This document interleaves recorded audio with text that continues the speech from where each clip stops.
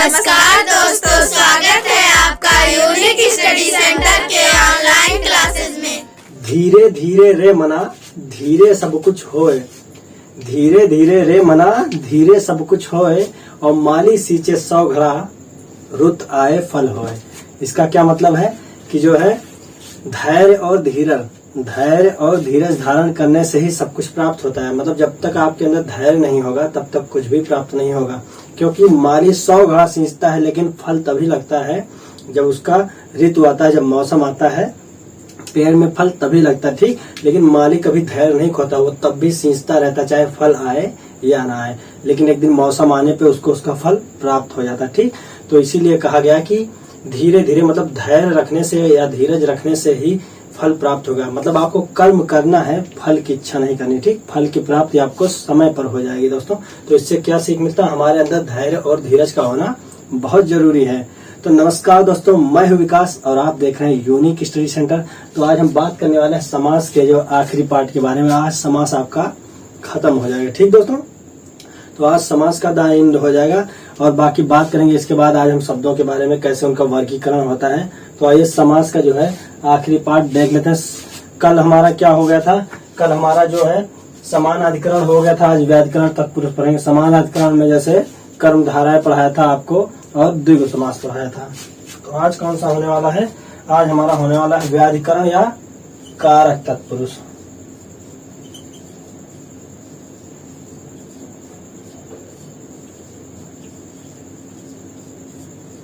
व्याधिकरण या कारक तत्पुरुष। इसमें क्या है आपका कि कारक चिन्हों के आधार पर आपका बांटा गया है। और कल मैंने आपको बता दिया था कि 6 कारक थे। ठीक, कर्म से लेकर के आपका जो है संप्रदान तक। अब हम बात करेंगे कौन सा, पहला बात करते हैं हम कर्म के बारे में। कर्म तत्पुरुष, वो तो आपको याद ही होगा, मैं आपको बता देता हूँ फिर भी। कर्म को किससे दिखाते हैं,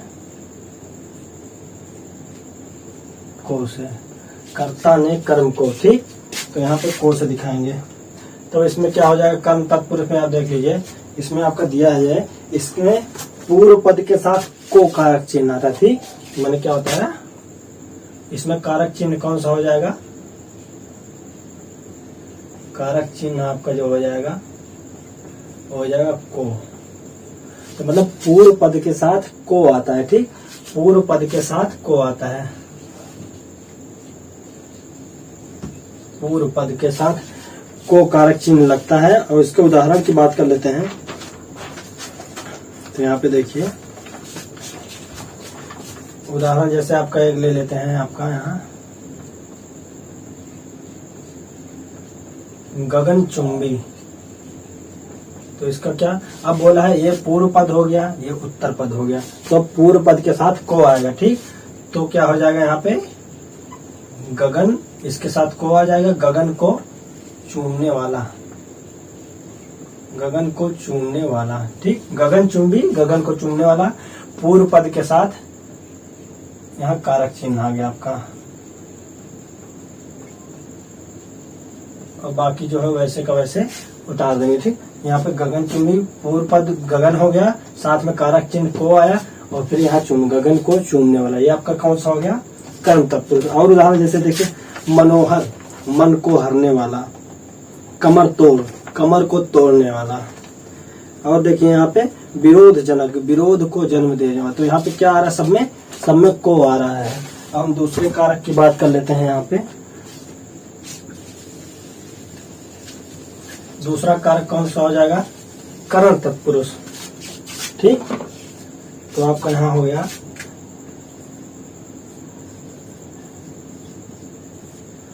करण तत्पुरुष।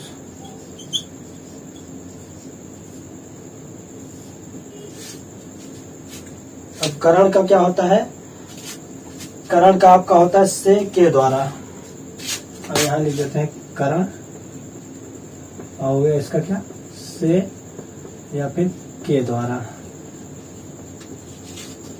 अब इसमें क्या हो गया, देखिए इसमें क्या बोला है, इसमें क्या है कि करण तत्पुरुष में जो है प्रथम पद के साथ क्या आता है, प्रथम पूर्व पद के साथ, ये पूर्व पद या प्रथम पद के पूर्व पद के साथ या तो से रहेगा या तो के द्वारा। ठीक, पूर्व पद के साथ या तो से रहेगा या फिर के द्वारा। अब इसका एग्जाम्पल देख लेते हैं। एग्जाम्पल कौन सा होगा? एग्जाम्पल इसका हो जाएगा जैसे भयभीत, भयभीत। अब इसका प्रथम पद ये हो गया, आखिरी पद ये हो गया, तो इसका हम कैसे कारक चिन्ह लगा के कैसे उपयोग करेंगे? भय से भीत, मतलब भय से डरा हुआ। और आपका एक आध देख लेते हैं। अकाल पीड़ित, अकाल से पीड़ित हो जाएगा। और आपका एक के द्वारा वाला देख लेते हैं।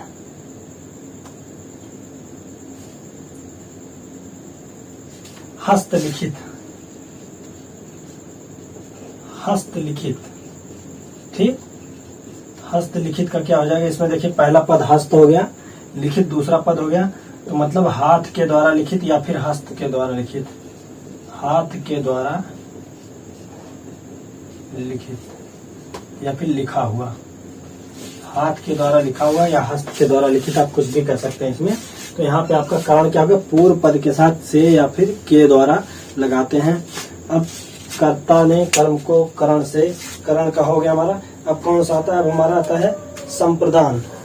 ठीक, अब यहाँ हमारा आ जाता है संप्रदान।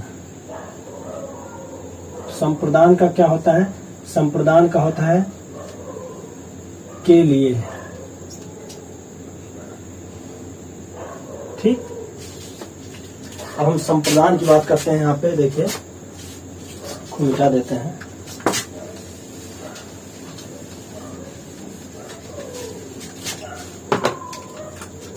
यहाँ पे देखिए संप्रदान की बात करते हैं।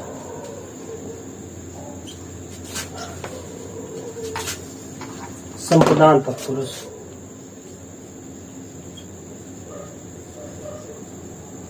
और इसमें क्या बताया मैंने? संप्रदान तत्पुरुष में क्या बताया कि यहाँ पे के लिए आएगा। ठीक, तो इसमें पूर्व पद के बाद के लिए आएगा, पूर्व पद के बाद के लिए आएगा। ठीक, तो अब संप्रदान तत्पुरुष मैंने क्या बताया? संप्रदान मतलब के लिए। ठीक, तो यहाँ पे क्या आएगा? संप्रदान में पूर्व पद या फिर प्रथम पद कह लीजिए, पूर्व पद के साथ के लिए जुड़ जाएगा। अब जैसे उदाहरण की बात कर लेते हैं हम। ठीक, उदाहरण जैसे कि पाठशाला, पाठशाला, इसमें प्रथम ये है, आखिरी ये है, तो क्या हो जाएगा? पाठशाला में क्या हो जाएगा? यहाँ पे देखिए पूर्व पद में के लिए जुड़ जाता। ठीक, तो पाठशाला मतलब पाठ के लिए शाला। ठीक,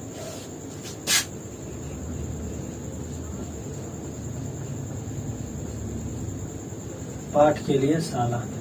और कौन सा एग्जाम्पल देख लेते हैं? एक रणभूमि। ठीक, रणभूमि, रण के लिए भूमि मतलब युद्ध क्षेत्र, युद्ध के लिए क्षेत्र, रण के लिए भूमि। तो यहाँ क्या हो गया आपका?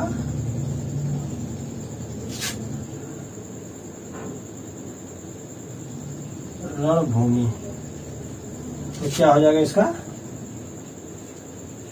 रण के लिए भूमि। ठीक, तो यहाँ पे संप्रदान तत्पुरुष का बात हो गया। कौन सा? करण में कौन सा? करण में से या के द्वारा, कर्म में को था, संप्रदान में के लिए हो जाएगा। ठीक, अब इसके आगे हम बात कर लेते हैं। इसके आगे कौन सा आ जाएगा आपका? अपादान। ठीक,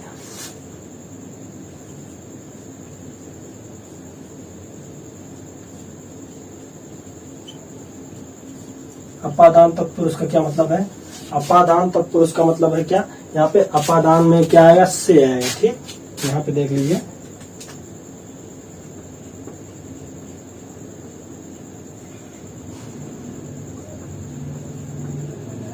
ये आपका कारक चिन्ह है। इधर ये कारक चिन्ह है, सब ये सब जो है कारक चिन्ह है। अब यहाँ पे क्या हो गया? अपादान तत्पुरुष मैंने क्या बताया? से। ठीक, तो यहाँ पूर्व पद के साथ से आ जाएगा, से कारक आ जाएगा। ठीक, और यहाँ पूर्व पद के साथ के लिए आया था। तो अब इसका उदाहरण देख लेते हैं, राजद्रोह। ठीक, और कौन सा हो गया, नेत्रहीन। उदाहरण कौन सा हो गया आपका, नेत्रहीन, मतलब नेत्र से हीन। क्या बताया मैंने आपको, अपादान तत्व से पूर्व पद के साथ से जुड़ जाता है, जैसे नेत्रहीन हुआ तो नेत्र से हीन। ठीक, और कौन सा उदाहरण आपका ले लेते हैं थोड़ा सा, जैसे पद भ्रष्ट, स्थान से भ्रष्ट। ठीक, पद भ्रष्ट, स्थान से भ्रष्ट।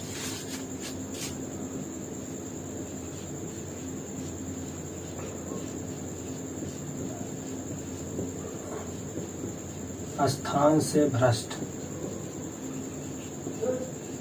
और आपका कुछ एग्जाम्पल जैसे बताएं, जैसे धनहीन, धन से हीन। पापहीन, पाप से मुक्त। ठीक, पापहीन कह सकते हैं, पाप से मुक्त। और जो है आपका बहुत सारे एग्जाम्पल हैं, ऐसे नेत्रहीन, ऋण मुक्त, धनहीन, पाप मुक्त, ये सब मैंने आपको बता दिया। अब मैं इसके बाद बता रहा हूँ कौन सा कारक आ रहा है, इसके बाद देखते हैं।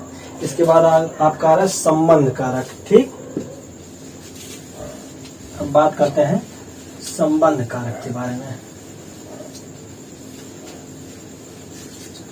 यहाँ कौन सा बात कर लिया हमने, कर्म बात कर लिया, कारण बात कर लिया, संप्रदान बात कर लिया, अपादान बात कर लिया।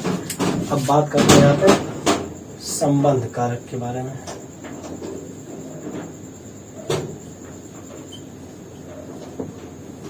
ठीक, संबंध तत्पुरुष।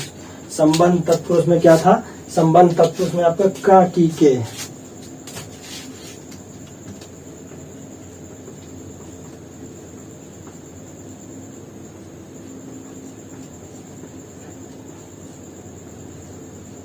अब यहाँ पे देखिए कंफ्यूज ना होइएगा, कर्म में को आया है। ठीक, इसमें को नहीं आया है, इसमें का, की, के आया है, को नहीं आया। ठीक, कर्म में को, संबंध में का, की, के। तो इसमें क्या हो जाएगा, पूर्व पद के साथ क्या आ जाएगा, का, की, के। ठीक है, तो ये आपका हो गया संबंध तत्पुरुष।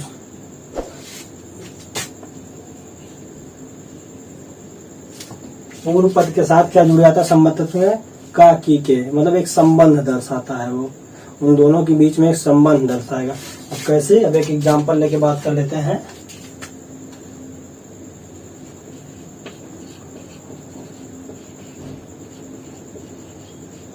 कन्यादान। ठीक, तो क्या हो जाएगा, कन्या का दान। ठीक, यहाँ पे का तक का आएगा, कन्या, कन्या की दान नहीं, कन्या के दान नहीं, कन्या का दान। आप यहाँ पे वर्तनी भी देख सकते हैं, कन्या का दान, ये पहला है। पूर्व पद के साथ क्या जुड़ जाएगा, कन्या का दान हो जाएगा। ठीक, और एग्जांपल देख रहे हैं, अन्नदान। अन्नदान में क्या हो जाएगा, अन्न का दान।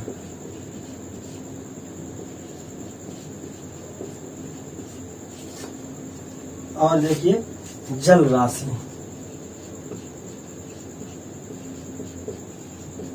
इसमें क्या हो जाएगा, जल का राशि नहीं, जल की हो, क्योंकि जल जो है स्त्रीलिंग है, तो जल की राशि।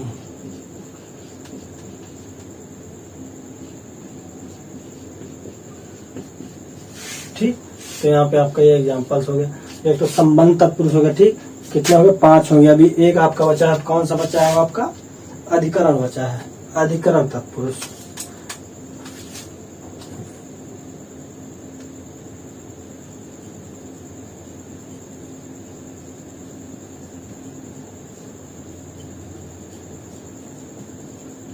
अब अधिकरण तत्पुरुष में क्या होता है आपका, अधिकरण में आप यहाँ देख लीजिए,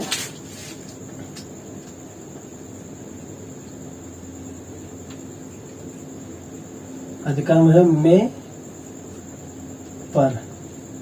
ठीक, में और पर जो है, में और पर जो आएगा आपका वो कारक चिन्ह होगा इसमें। अधिकरण तत्पुरुष में प्रथम पद या फिर पूर्व पद के साथ में या पर आएगा। ठीक,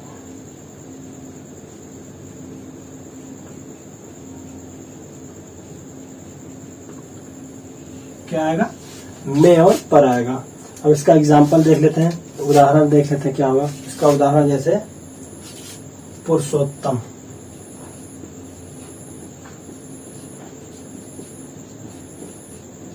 अब इसमें कौन सा कारक चिन्ह आया, इसमें में आएगा, पुरुषों में उत्तम, ठीक।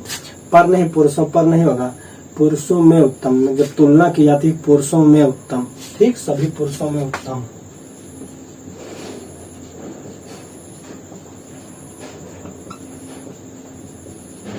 और एग्जाम्पल देख लेते हैं। देवाश्रित,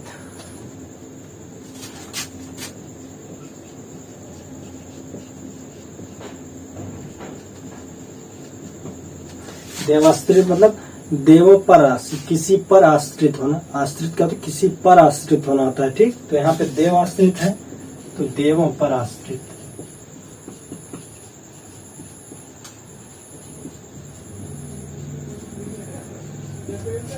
तो यहाँ पे देखिए आपका, यहाँ पे ये जो है आपका समास में कौन सा, तत्पुरुष भी खत्म हो गया, ठीक। आपके सारे समास खत्म हो गए। अब हम आपको थोड़ा सा कुछ पॉइंट बताने वाले, क्या, जैसे कुछ पॉइंट होते हैं जिसमें कॉमन हो जाता है सब कुछ।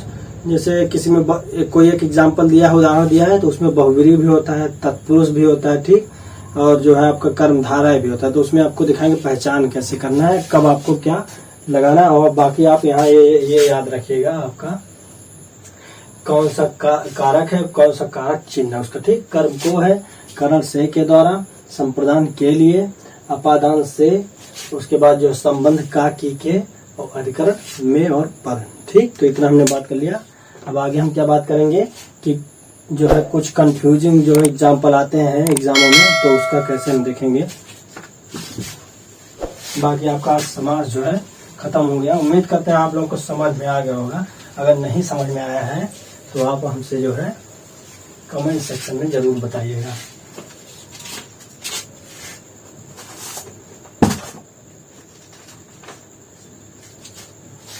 इसको हम क्या बोलेंगे, एक से अधिक समास वाले, जिसमें एक से अधिक समास दिया होगा, सही लगेगा आपको, ये भी सही है वो भी सही है, ठीक। तो एक से अधिक समास वाले।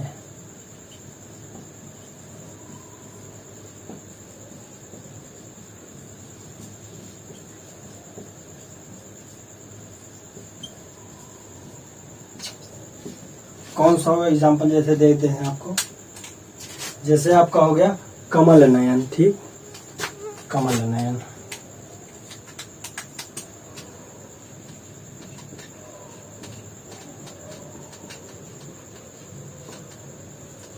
अब इसमें कौन कौन सा हो जाएगा, इसमें आपका जो है तत्पुरुष भी हो जाएगा,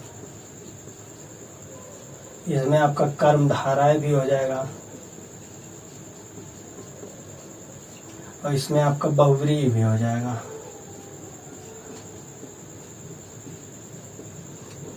कैसे होगा वो मैं आपको बता दे रहा हूं। कमल नयन में तीन कैसे हो रहा है, देखिए तीन कैसे हो रहा है। कर्मधारय हमने क्या पढ़ाया था, जब उपमेय उपमान दोनों दिया हो। जैसे देखिए कमल नयन, आंख की तुलना कमल से की जा रही है, तो यहाँ उपमेय और उपमान दोनों है, तो यहाँ पे आपका कर्मधारय हो गया, ठीक। अब जो है कर्मधारय किसका भेद है, तत्पुरुष, तो कमल, जब ये इसका भेद है तो ये भी होगा, जब ये ऑप्शन में नहीं होगा तो तत्पुरुष सही होगा, क्योंकि इसका जो है कमल के समान नयन, तो इसमें कौन सा आ रहा है, के आ रहा है, ठीक, का की के संबंध दिखा रहा है, कमल के समान नयन, तो इसमें क्या हो गया आपका तत्पुरुष भी हो गया, ठीक।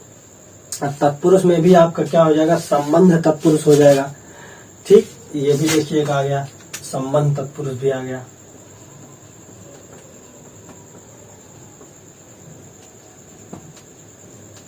इसी तरह आपको जो है देखना है कि कौन सा ऑप्शन दिया है, बहुत एकदम ध्यान से देखना है।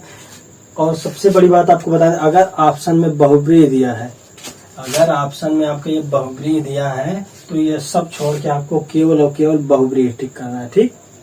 ये सब छोड़कर आपको बहुव्रीहि टिक करना। अगर ऑप्शन में दिया है, सबसे पहले प्राथमिकता आप बहुव्रीहि को देंगे, सबसे पहले प्राथमिकता। अगर ये नहीं दिया है तो आप कर्मधारय टिक करेंगे, अगर ये ऑप्शन में दिया तो ये टिक करेंगे, ठीक, क्योंकि इसका विच्छेद करेंगे तो। लेकिन जब ये ऑप्शन में नहीं होगा तभी ये टिक करेंगे, बाकी ये होगा। और सबसे आखिरी में अगर चुनेंगे तो तत्पुरुष को चुनेंगे, ठीक। तो क्या समझा आपने कि अगर बहुव्रीहि ऑप्शन में है तो सबसे पहले बहुव्रीहि को प्राथमिकता देंगे, उसके बाद कर्मधारय को, उसके बाद जो है तत्पुरुष को, ठीक। फिर मैंने ऐसे ही कुछ एग्जाम्पल मैंने क्या बता दिया आपको जैसे सदानन हो गया 6 आंखें जिसकी, नीलोत्पल है, नीला है उत्पल, ठीक। ऐसे हो जिसका एक तीसरा अर्थ निकलता हो, बताया था ना बहुब्री में, जिसका एक तीसरा अर्थ, तो जिसका एक तीसरा अर्थ निकलेगा प्लस उसको जो है कर्मधारय उपमेय और उपमान से भी जोड़ा जाएगा। तो उसमें आपको ऑप्शन में कंफ्यूज करने के लिए ना, घुमाने के लिए आपको तीनों ये सब ऑप्शन में दे देगा। यही 4 ऑप्शन दे दिया ना, तो आप कंफ्यूज हो गए। तो कॉमन लाइन कर्मधारय मार के चले आएंगे, नहीं बहुब्री दिया है तो पहले बहुब्री टिक करना, ठीक। तो मैंने आपको बता दिया, क्या बताया कि अगर ये चारों ऑप्शन में है तो सबसे पहले आपको बहुब्री टिक करना, उसके बाद कर्मधारय को जो है प्राथमिकता देनी है। और देख लीजिए यहाँ पे, क्या एक और बता दूं मैं यहाँ पे आपको, एक होता है नंग तक, नंग समास, ठीक। देख लीजिए, उसको बताना, कुछ छूटने ना पाए। ये यहाँ है नंग तत्पुरुष,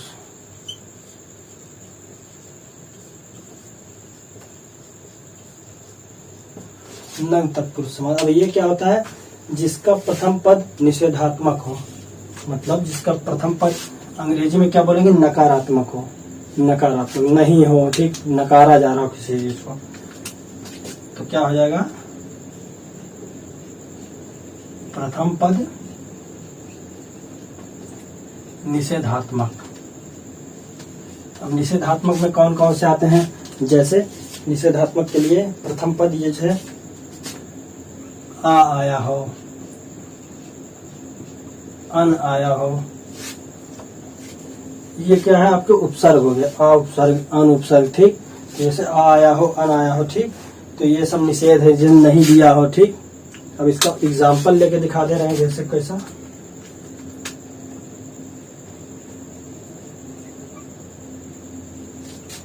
जैसे अज्ञानी,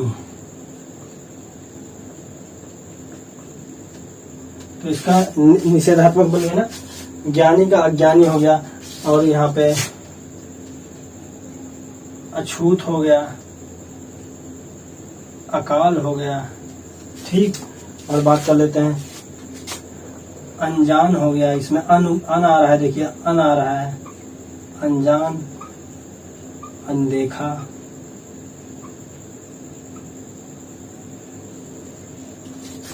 तो मैंने क्या बताया यहाँ पे देख लीजिए। बाकी आपको ये सब तो हो गया है, एक से अधिक समास वाले भी मैंने बता दिया कैसे क्या होगा। जब चारों ऑप्शन दिया होगा तो बहुब्री टिक करेंगे सबसे पहले, उसके बाद कर्मधारय को प्राथमिकता देंगे, उसके बाद तत्पुरुष को, ठीक। और बाकी मैंने नंग तत्पुरुष समास क्या बताया, प्रथम पद जो है निषेधात्मक होना चाहिए, ठीक। प्रथम पद निषेधात्मक हो, जैसे आ लगा होगा उपसर्ग या फिर अनुपसर्ग लगा होगा। उदाहरण मैंने बता दिया, अज्ञानी, अछूत, अकाल, अनजान, अनदेखा, ऐसे ही है सब कुछ। अकर्म हो गया आपका, अगोचर हो गया, अधीर हो गया, ठीक।